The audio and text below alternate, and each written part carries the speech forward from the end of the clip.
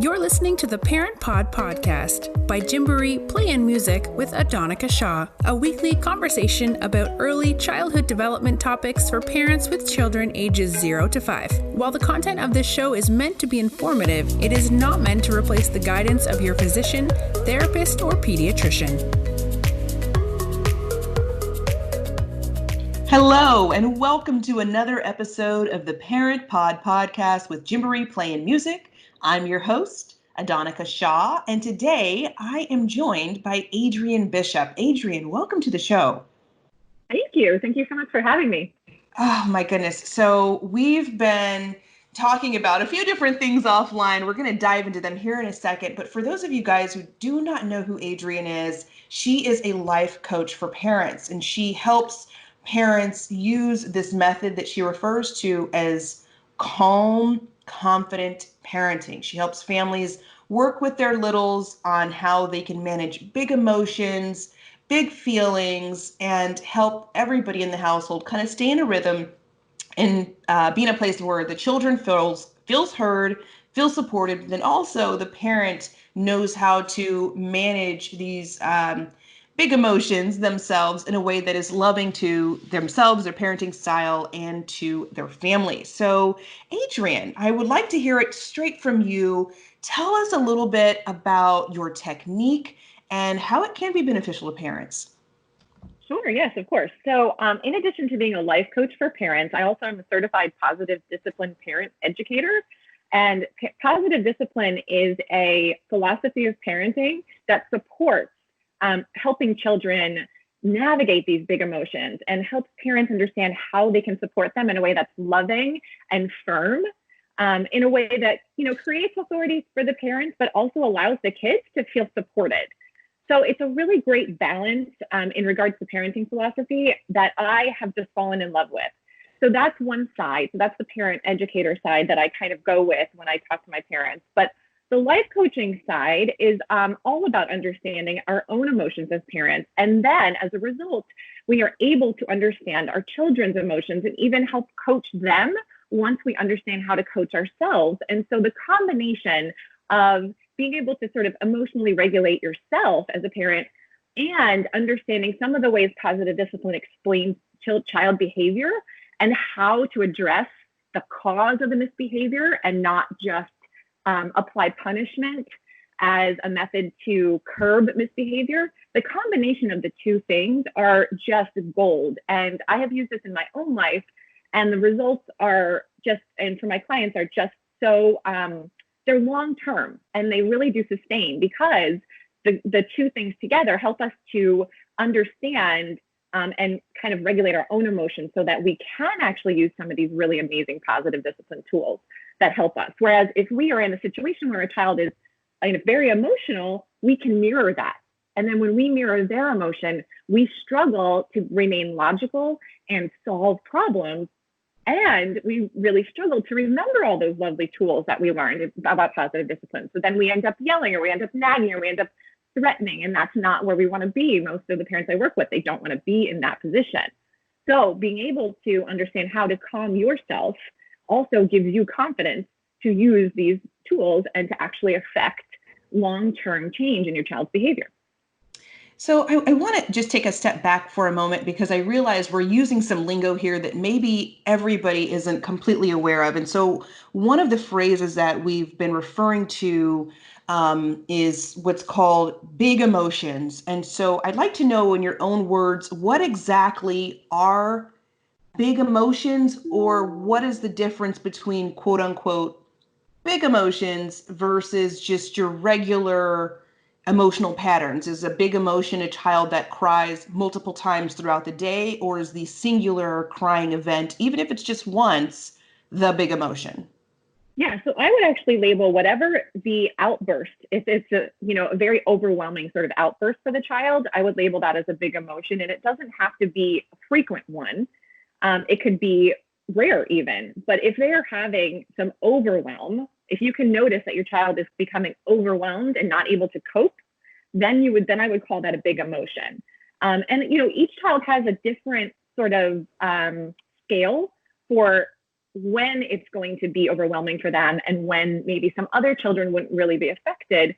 So it depends on your child. It depends on how their sensitivities are as in regards to when they have big emotions and how big they become. So there is one thing that I do talk to my parents about, and that is there's primary emotions and secondary emotions.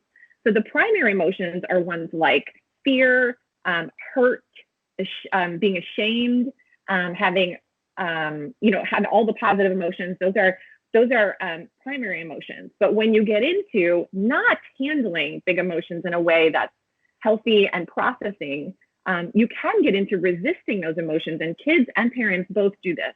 But when kids resist emotion or they react to it, the primary emotion, it then becomes a secondary emotion. And those two main secondary emotions are anger and anxiety. So one of the reasons why parents and kids nowadays really struggle with anger and anxiety is because we're not processing those primary emotions underneath, like frustration, hurt, annoyance, those kinds of things. And so what I really do teach my parents is that when we're identifying like, oh my gosh, my child's overwhelmed with this big emotion, what's underneath? Because most of the time it's anger or it's anxiety, but really what's going on? So we really want to figure out that primary emotion first before we can assess how to help them through whatever outburst they're going through. Oh my goodness, that's such good of a description. And so I'd like to know, and so when you're saying primary emotions, how early, I would say, can a parent identify a primary emotion in their child? Would you say that that's around age 2 or 3? Because, for example, like I have a 3-year-old, and so I certainly know at 3, I'm very clearly able to identify what he might be feeling versus maybe at 1, it wasn't as obvious. And so at what age range would you say that parents can kind of start to identify these primary and secondary emotions within their children? That's a great question. So yeah, I would say 18 months and older. And then obviously, like once you get into 2 and 3, like you were saying, it's much clearer. But once you get to about 18 months, they start to separate from you and become independent beings, right? They understand that they're not the same as you. And so once that happens, then they start to have their own emotions. They start to have their own ideas about how they want the world to be. And that's when they start to communicate with you through their behavior, which is another reason why positive discipline is so great, because it's all about understanding misbehavior, as I'm going to put that in air quotes, misbehavior as a form of communication. So around even younger than 18 months, they're communicating with their behavior. And we understand that, right? Babies cry because they need something. But then all of a sudden, I feel like parents around like 18 months too, they start to think, now this is not communication. Now this is misbehavior, right? So if the child is throwing or hitting or pinching, they now will translate that as they get older into misbehavior, because it feels like as parents, they shouldn't be doing that, right? They should be over that. They should be not doing baby things. But positive discipline teaches us that it is actually still them communicating that they have a need that's not being met. And so when we can, as parents, separate our ideas of what misbehavior means, right? So like some parents think misbehavior is bad, or it means my child's bad, or it means I'm a bad parent. But once we understand that, no, actually, this is all them trying to communicate with us in the only way they actually know how. This is the only tools that they have are to hit, scream, yell, push, cry. This is all they have is tools. Once we understand that those tools are useful for them and they don't have any other coping skills, we can look at it differently. We can reframe their emotions or their misbehavior as a way of what are they trying to tell me? What do they need that I am not providing, right? And a lot of times we're actually providing some of these needs, but in the way that the child isn't really responding to. So with positive discipline, also there's this amazing chart that they have that actually goes back to figuring out really, really what the child needs, and then gives you tools to actually help that child feel that need is filled. And so those needs are mostly power and attention. So if your child is low on either power, feeling like they have some control over their life, or attention, they are going to start misbehaving to tell you what's going on with them. And it's because that's the only tools that they have are the misbehavior in air quotes.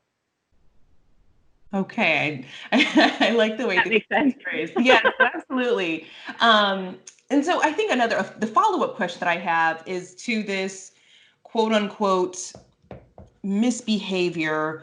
At what age would you say a parent can reasonably employ some level of positive discipline?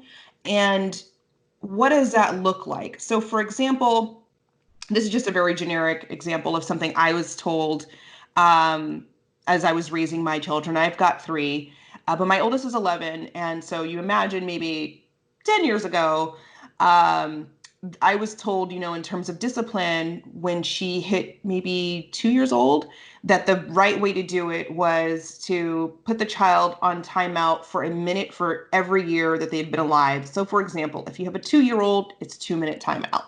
3-year-old, 3-minute timeout. 4-year-old, so on and so forth. And so, is that kind of strategy still beneficial, or do you think that maybe reinforcement of their behavioral patterns, do you see that as being the healthier way to go? Is there one that's better than the other? So so positive discipline, and I also support, they don't recommend timeouts in the sense of what you're describing, where you put the child away from you and then time them. And the reason that is, and sometimes it works, like I'm not saying it doesn't work. The only thing is it might not work long term for your actual goal. So your goal when you put a child in timeout is to curb the misbehavior. But that only might work for the temporary situation because they understand that they're feeling terrible, right? So like they do something wrong, you put them in timeout, they feel terrible. Well, they don't want to feel terrible. So maybe they'll connect the two and they'll say, okay, well, maybe I won't do that misbehavior. But the problem is, there's a couple problems. Under the age of 4, cause and effect is not in play. Children actually cannot connect the cause of their misbehavior to the effect of the punishment and say to themselves, oh, I understand. Mom doesn't want me to do X. So when she puts me in timeout, I need to not do that behavior. They're not connecting the two pieces together. And so instead, positive discipline recommends that you either do a time in or you do a calm down space, is what they call it. So these are just tools, again. So sometimes they don't work on every child, but a calm down space is a space that you create with your child. And you can usually do this around 3 or 4. So this is on the older end of what the age range we're speaking of, because they have to kind of be understanding of what's going on. And so when you're able to create this calm down space with your child, you can say, we're going to make a space in the house that you can go to when you feel really upset or when you're, having big emotions. We can go to this place and we can start to feel a little bit better. I like that. So that's interesting. I'm like taking notes as you're speaking, and I'm sure that many other families at home as well are trying to strike that that balance, right? And so with my youngest, who's 3, it's like, okay, we've been quarantined for maybe 2 months now. And so at the very beginning, I was like, okay, no timeout, because I would never do timeout. And then now I'm like, is it okay to do timeout?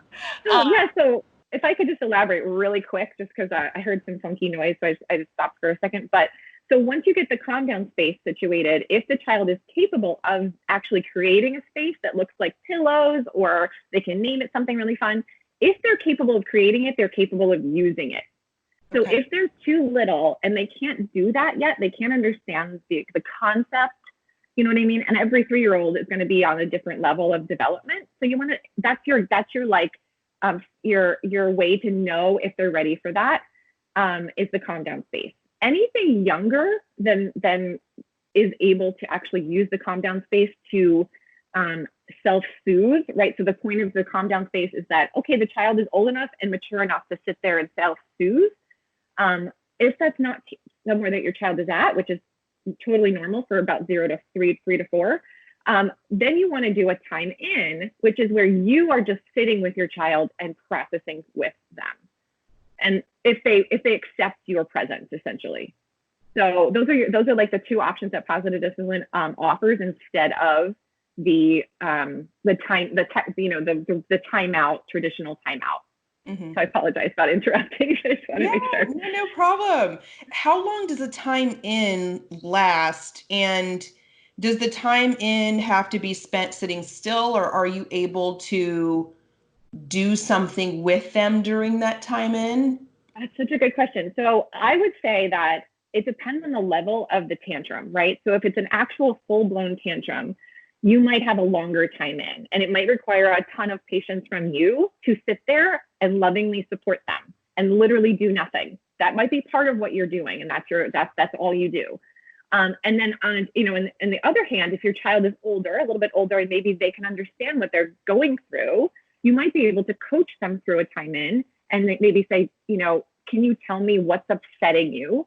And then ask them, what do you need? And sometimes all they need is a little bit of physical closeness and a little bit of hugs or some sort of connection, just some sort of validation. This is my favorite tool, is validation. And so in any moment where your child is really emotional, you want to assure them that they are doing everything right.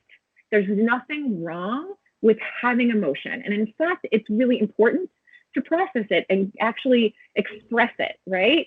And so when we do timeouts or we do some of these other tools, maybe punishment, they shut off that knowing that emotion is okay. And so what we want to do is we want to validate and say something like, you are so mad right now, labeling an emotion. You wanted your banana in one piece. I cut it in half. You are so mad. And if you notice, I use the word you wanted. Mm-hmm. And so when you do that with a child that's 3 and under, they feel like you are hearing them, right? You're kind of understanding, oh, mom gets it. Like, she knows why I'm upset. And I can't articulate it in words because I'm too upset to articulate it in words, or I'm too young. Even 18-month-olds, you can be like, oh, you wanted to stay and play in the park and we're leaving. You're really mad. I know. The park is so fun. You're really mad. And you just keep repeating some of these ideas to them. And it really does eventually kind of sink in, and they will, start calling their own emotions what they are. I have a 2.5-year-old, and he even said to me, "I scared." He'll say that, "I sad." And this is the first child I've had where I've had this positive discipline background. My other 2 are older. I didn't really do as much with them as, as toddlers. Mm-hmm. And I see a huge difference in the way he's able to just express how he's feeling. And I'm guessing it's because of this. I mean, it could be because of his personality too. I think the combination. Yeah. But yeah, so I just want to encourage people to, that might feel kind of funny to go towards your child when they're tantruming and kind of, hug them or be physical, but it actually works. And you're not rewarding bad behavior, which is another thing people say, because this isn't bad behavior. This is them communicating according to what I believe in positive discipline believes. And I would encourage parents to just try it, right? And if it's something that feels better to them and it feels better to their child, maybe keep going with it and see how it goes. And, it's going to be up and down every day. It's not going to work every single time. And every child's different in every moment. But these are just some ways that your child starts to connect with you and actually trust that you're going to, understand where they're coming from and not shut them down. Mm-hmm. I have one more question, and I know we're getting to the end of the episode. And so I would want to know, with regards to this method of positive parenting and working with your children and then doing a time in, at what age range would this type of a technique work up until? Is it up until maybe the child is 5 or 6? Does it extend to preteen years? What exactly is the cutoff? So it would be, so I don't necessarily call all these things time in or anything like that when they're older, but I use the same ideas with I have a 9-year-old. I use the same ideas with her. And so I actually go till about 12 in the sense of that you can sit with your child when they are having an emotional moment and still use these same ideas. Validation, not kind of countering what they think. So if my older daughter says it's not fair or no one likes me, and I know those two things maybe aren't true, if I can still remain in the validation place of, wow, that must feel really terrible to have those thoughts or to feel that way. And to be like, I can totally see why you would think that, this isn't fair.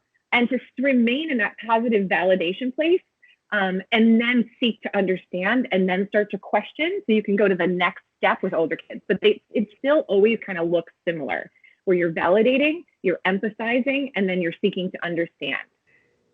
Mm-hmm. That is so great.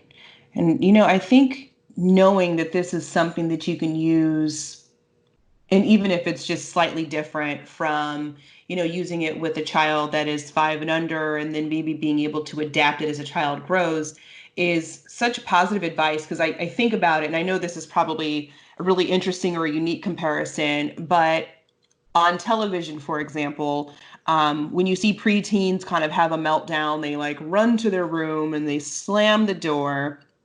But rarely do you see the parent chase the daughter, because I'm Yeah. thinking of like Lifetime, for example.